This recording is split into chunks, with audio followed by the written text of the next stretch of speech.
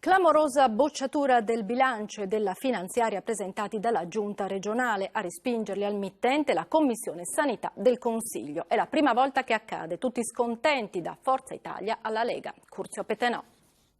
Padrin, lei da Presidente della Commissione Sanità ha di fatto bocciato questo bilancio, che è un attacco alla Giunta?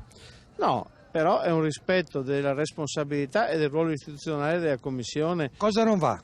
C'erano delle partite attribuite a sanità che invece devono essere coperte con fondi ordinari.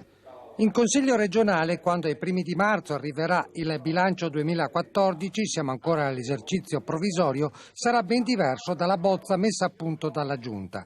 Gran parte della manovra è per la sanità, ma da lì hanno pescato anche i soldi per il sociale e la Commissione Sanità della Regione ha bocciato il tutto. Padrin è il Presidente, ma anche capogruppo di Forza Italia. Ce l'ha con gli assessori della Giunta?